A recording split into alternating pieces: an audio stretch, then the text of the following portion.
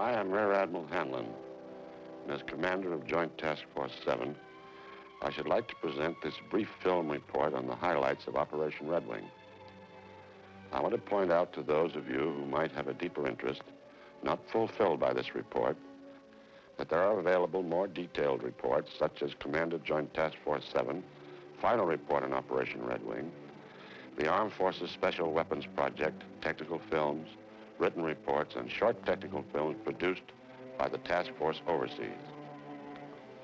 My Chief of Staff and deputies will assist in this presentation. Redwing, the sixth series of nuclear tests conducted in the Pacific Proving Ground, was nearly 3 times the magnitude of that of any previous one. The purpose of Redwing was twofold: to test 17 experimental weapons and devices, to conduct some 43 weapons effects tests and diagnostic measurements associated with the 17 shots. The cost of Redwing was on the order of $160 million and did not include the cost of nuclear materials or the design and production of the devices. Some $120 million went for the cost of participation by the Army, Navy, Air Force, Joint Task Force 7, Armed Forces Special Weapon Project, and the Atomic Energy Commission. The remainder was experimental expenses, which included approximately $24 million, covering the expendable scientific construction. This is the price paid for testing operations necessary for the advancement of nuclear weapons and conducted in a remote area of the Pacific to provide the ultimate in safety factors.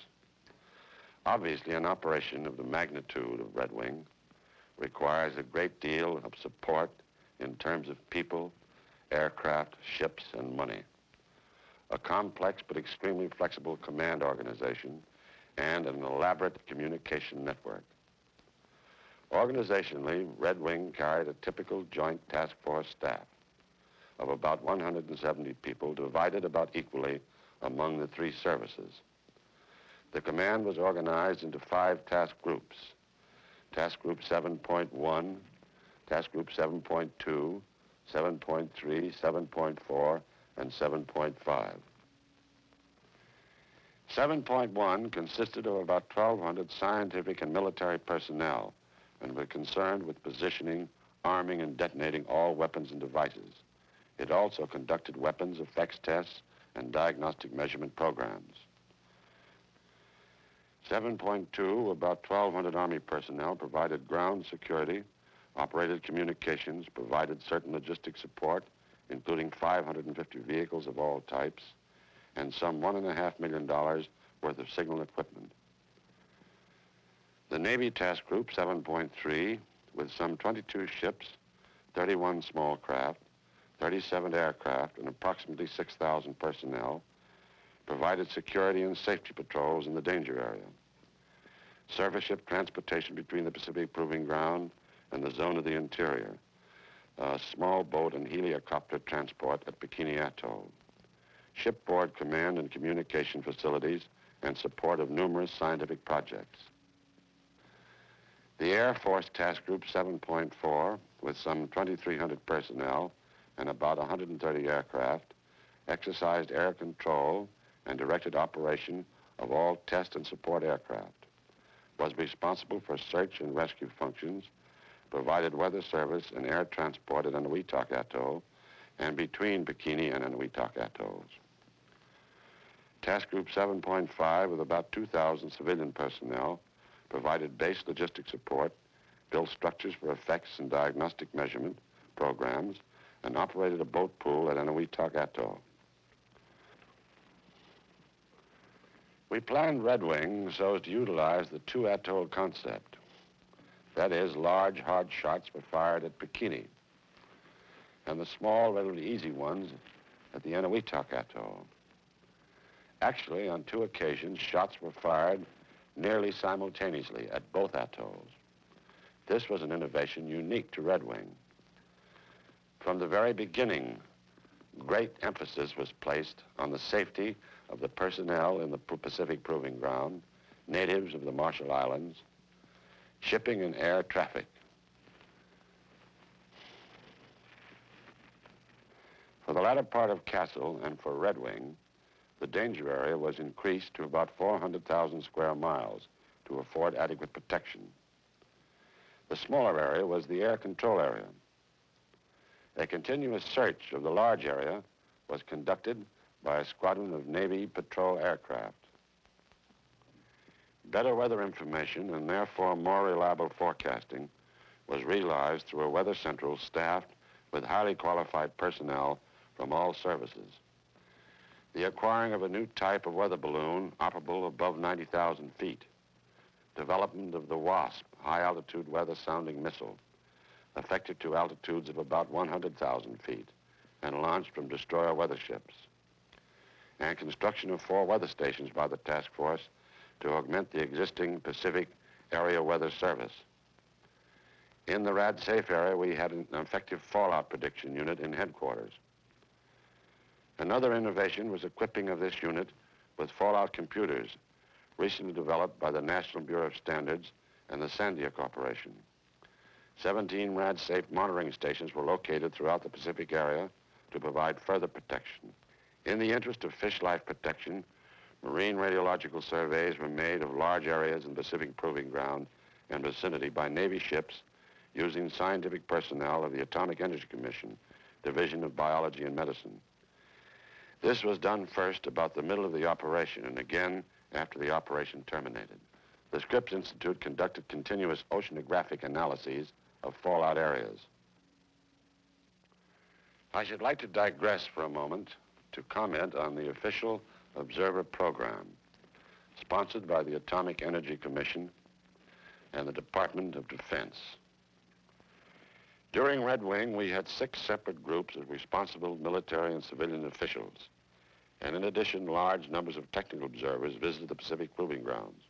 As a result, the military representatives and high government officials obtained an understanding of the business which should be of great value to them and their parent organizations.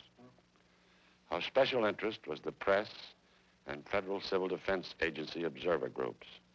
The press group consisted of some 15 media representatives from the field of television, radio, newspapers, magazines, and periodicals.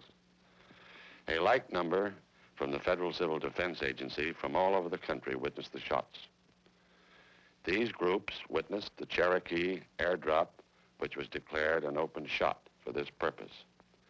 Due to weather delays postponing Cherokee for 18 days, the group was able to witness the La Crosse shot also declared an open shot for Redwing. Judging from reports and comments, it would appear that the press visit resulted in a substantial contribution to public relations for the military services and the Atomic Energy Commission. It is felt that these programs were justified. At this point, I should like to ask Dr. Ogle, my scientific director, to provide a resume of the weapons development highlights on Redwing. Dr. Ogle? Castle in 1954 gave us thermonuclear devices that could be carried only in our largest planes. We needed weapons now that could be carried externally on fighter aircraft, or that could be dropped by light and medium bombers. And we needed small diameter, lightweight thermonuclear weapons for use in conjunction with the missiles being developed by the armed forces. Thus, a major part of the development effort of the 2 weapons laboratories, Los Alamos Scientific Laboratory and University of California Radiation Laboratory at Livermore, for the year and a half preceding Redwing, went into the design of smaller and lighter thermonuclear devices. In addition, we made strenuous efforts to reduce the size and weight of our fission weapons, perhaps at the expense of efficiency, to meet present and future requirements of small missiles, artillery, and ground-to-air missiles. Code name La Crosse, 39 kilotons.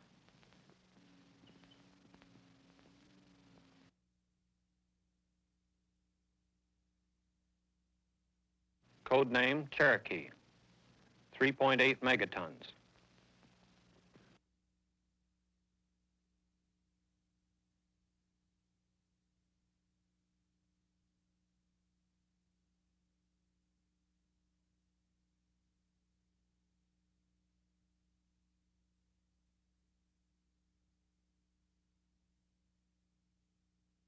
Osage, 1.7 kilotons.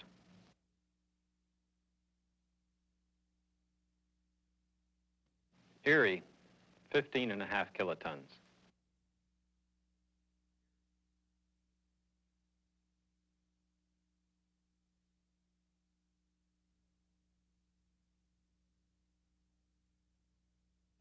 Seminole, 13 kilotons.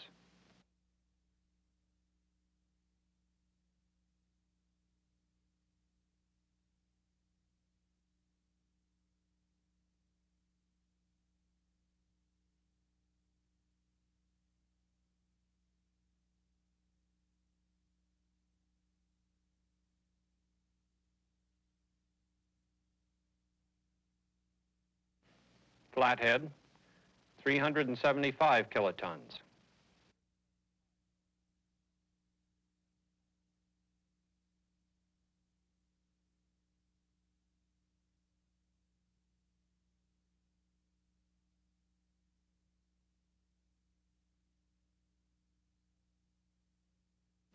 Dakota, 1.1 megatons.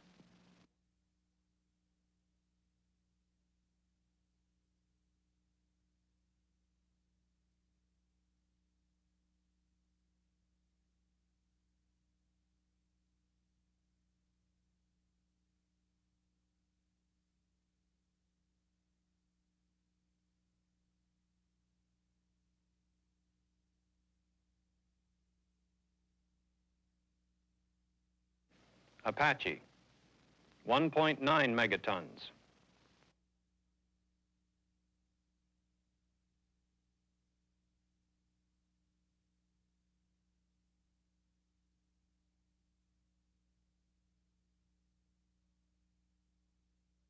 Huron, 270 kilotons.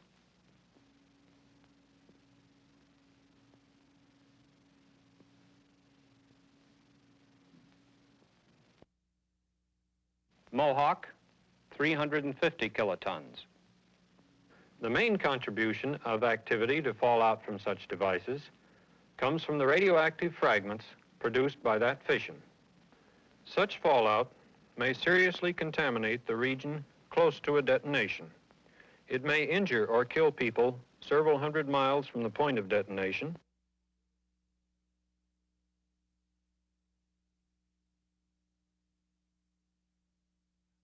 .7 megatons.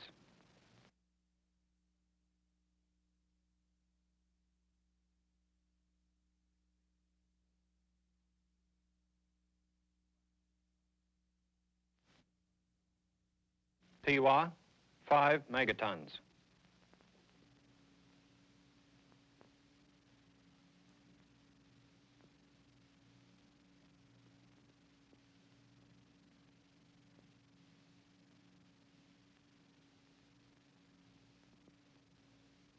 It is clear from a weapons development viewpoint that Operation Redwing was an outstanding success. The key areas of Army interest were static and dynamic pressures produced by detonations of various yields, and especially study of the long positive phase resulting from both air and ground bursts in the megaton range. We collected data also on the rapid determination of fallout. Here we are interested because of the proximity of friendly installations to targets on the atomic battlefield. Such data is, incidentally, completely dependent upon timely and accurate weather information. To protect our stockpile of tactical atomic warheads, as well as to impair or destroy the enemies, the Army required knowledge of the vulnerability of nuclear weapons. One other key factor in our support of atomic strikes is definite knowledge of the yield and ground zero of our weapons. Redwing experiments dealing with the detection, location, and analysis of atomic bursts were successful. This will lead to the development of portable, self-contained instruments capable of continuous surveillance of the atomic battlefield. The results of Redwing were of considerable interest and benefit to the Navy. An outstanding feature was the increased yields obtainable from devices of greatly decreased sizes and weights. Such factors will permit diversification of delivery systems in aircraft and ships. Our first-line carrier aircraft, the A3D, or Sky Warrior, was exposed to blast and thermal effects from megaton yield weapons. It was also positioned to simulate a drop aircraft, and these tests indicated that the A3D can deliver megaton weapons with a good escape probability. In the field of atomic defense, progress was also made. All ships of the Navy Task Group were equipped with washdown systems which proved to be most effective. Preliminary data gathered from specially configured remote control ships in the fallout area provided additional information regarding decontamination procedures in general. Data to determine the relative radiation dosages from the air, water, and the ship's weather surfaces was also collected. This knowledge provides additional criteria in the development of ship's shielding. Also, experiments with types of protective coating were conducted on ships and certain test aircraft. Spraying of a paint-like substance on exposed surfaces added a high degree of protection against contamination. The results of these experiments will assist us in the determination of naval operations in heavy fallout areas, as well as provide valuable data for the design of naval vessels of the future. The Navy is also interested in the many aspects of the various weapons effect tests as they pertain to aircraft, which will be discussed by General Griffith. Throughout the operation, the necessity for fast and accurate weather predictions was demonstrated. The Navy will benefit from the development of the WASP, a high-altitude wind-sounding rocket, and by the increase of altitude of weather balloons. These two developments will provide faster and more accurate weather data from altitudes of 60,000 to 100,000 feet. In addition, the regular Navy window shells prove most valuable for soundings up to 34,000 feet. All this will lead to an increased effectiveness of fleet operations in the conduct of atomic warfare. In conclusion, the 6,000 naval personnel gain valuable experience, as they are much better prepared to cope with the many aspects of atomic warfare and will form a nucleus to instruct other naval personnel. The scope of Air Force operations in Redwing precludes a discussion of the results of each program in which we had a vital interest. In view of this, I have selected and shall briefly summarize only two which I consider most pertinent to this presentation: the Aircraft Effects Program and the Early Penetration Project. The Aircraft Effects Program was designed to test the structural responses of operational type aircraft to the blast and thermal loads experienced in the vicinity of nuclear or thermonuclear detonations.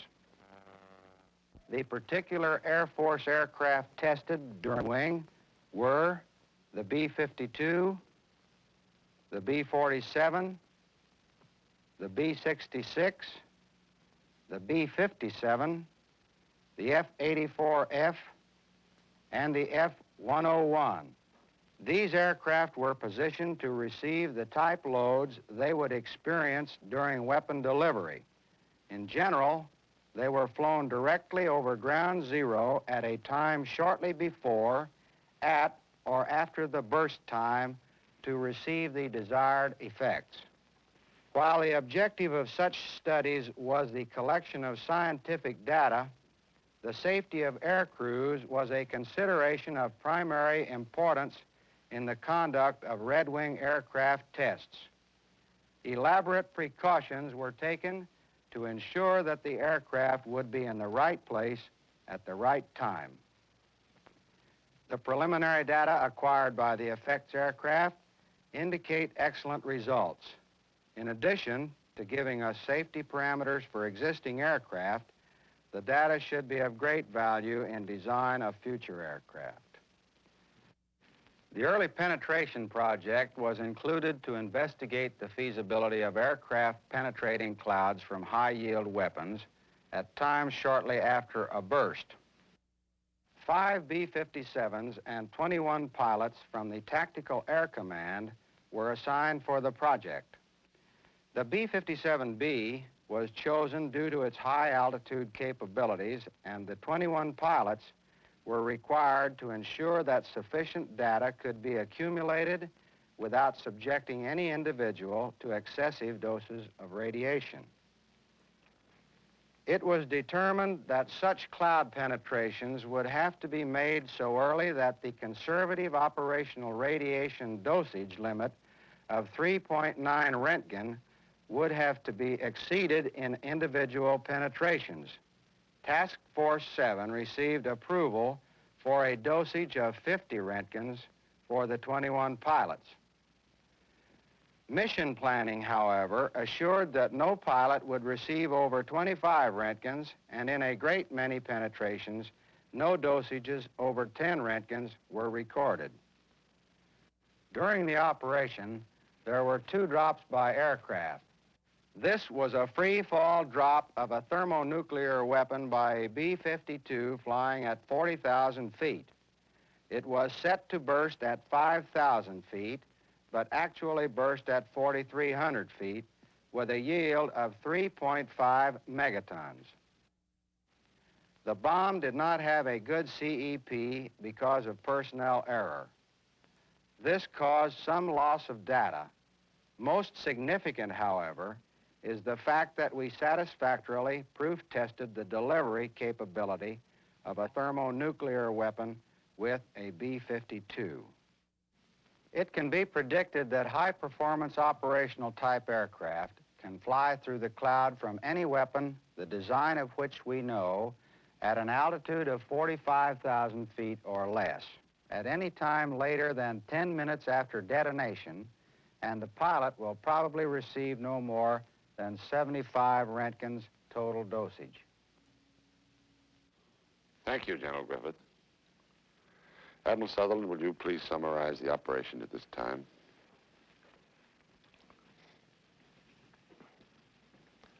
Technically, operationally, and militarily, Redwing may be summarized in one word: success. This operation marks a most significant step forward in the research and development of fission and fusion weapons.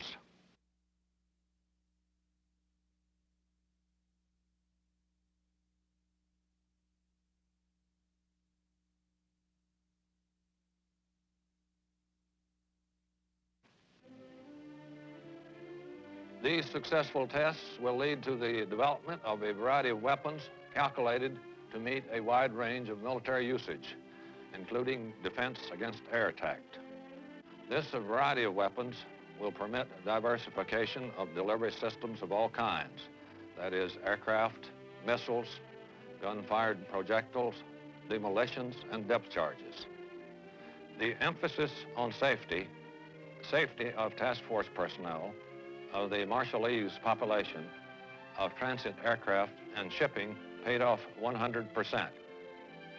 Most important in the safety program was the ability to predict and hence predetermine radioactive fallout.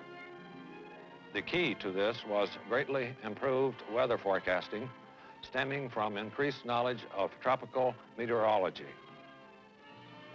In carrying out the Redwing test series to its successful conclusion, one factor, a most gratifying factor, is quite evident. The 3 military services, a large group of scientists, technicians, and contractor personnel worked and lived together for many months in the Central Pacific, far from home and under trying conditions, to get a job done. This job was accomplished, and the many benefits are already being put to practical use. This concludes Admiral Hanlon's film report of Operation Redwing.